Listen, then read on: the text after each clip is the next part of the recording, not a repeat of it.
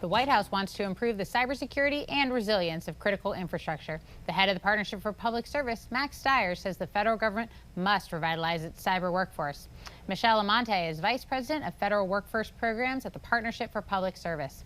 Thanks for joining me, Michelle. Let's start by talking about this workforce. Why is it so key? Well, we know that less than 6% of the federal cyber workforce is under the age of 30. So we're never going to be able to build and refresh this workforce if we don't intentionally focus on recruiting younger talent. Let's start by talking about that recruiting process. I think that sounds like there's a retention issue as well, but why has the government had trouble finding enough of these cyber workers, particularly younger ones?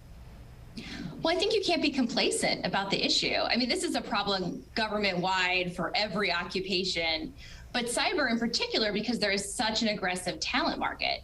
So the government typically, a lot of you may have heard of this term post and pray, where the government will, advertise a position and then pray that people will apply for it. And that method just does not work when you're working in an aggressive talent market. So you have to proactively seek out talent, particularly younger talent, reach out to colleges and universities, provide exciting opportunities, get young folks inspired about serving the American people. Do you think it's a money issue as well? I assume the private sector side of this is willing to pay quite a bit for these kinds of employees. Absolutely. Absolutely. That's certainly a factor in this. But the private sector can never compete with government on mission. So the problem is, even for younger people who are excited about serving in the federal government, the opportunities are hidden and they're scarce, and no one is quite sure how to find them. So one of the things that we often encourage federal agencies to do is proactively set up an internship or fellowship program for multiple occupations. One that the partnership runs for cybersecurity in particular is the Cybersecurity Talent Initiative. And we partner with the private sector to run a program to bring students into government service for 2 years, and then they have an opportunity to stay on with the federal government or go into the private sector. The reason why I love this program so much is because we know cyber is a cross-sector problem. We're not tackling this in silos. So we're trying to bring a cross-sector solution to the problem. And do many of these interns choose to stay on? Have you seen, it seems like it creates something of a pathway, right? Absolutely. So we're actually just going through our second year now. It'll be very interesting to see what this first cohort of students choose. We have awesome corporate partners, MasterCard, Workday, and Microsoft, who are going to provide really great opportunities to these fellows as well. So whether they stay in federal service or they go to the private sector, we know that these fellows are going to be successful and ultimately, help the country tackle these cybersecurity challenges. Michelle, let's talk a little bit about the retention piece of it. Is that a problem just like recruiting? Absolutely. And, I would really encourage federal agencies to look at our best places to work rankings, which were released at the end of June. We know we just actually released a report last week that shows a direct connection between employee engagement and attrition.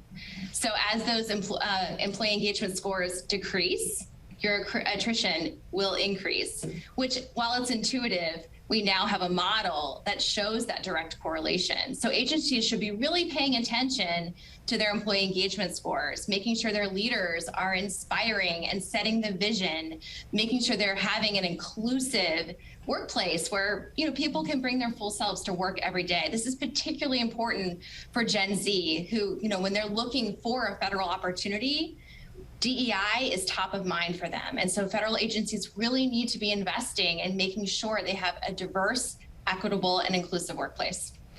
Obviously, the government is a large place. Do you see these problems sort of across, or are there some agencies that, are able to kind of buck the trend and have better recruiting or retention? It depends on the occupation. I mean, obviously, I would say, you have agencies like NASA, which is always top of the list of best places, and they do an excellent job recruiting. Some agencies that you might not, think about top of mind, Patent and Trademark Office. They do an amazing job. Every year they bring in 500 to 800 new examiners because they devote a lot of resources to this problem. They have a whole team focused on university outreach, focused on marketing these opportunities to young people. And they've also created a culture at their agency where they bring on a new class of examiners every year. So that's an important aspect of this too, is like, does your agency have a culture that is welcoming to younger workers? You know, when the partnership's thinking about how agencies can improve in this area, are there recommendations they make? Are there lessons learned from these other agencies that can be, you know, somewhat easily applied here? I think, you know, there are several recommendations. One, as I said, please think about building an internship program. We know that Pathways is broken, and that there's a lot of structural barriers to bringing young talent on, but that doesn't mean that agencies should sit back on the sidelines. There are things that they can do. They can build, you know, creative internship programs. They can do direct outreach to universities and colleges. They can work to improve their brand. Every agency has its own unique story, but a lot of people don't understand what agencies do. So thinking about their brand in a unique way and how they make students excited about what they do is really critical.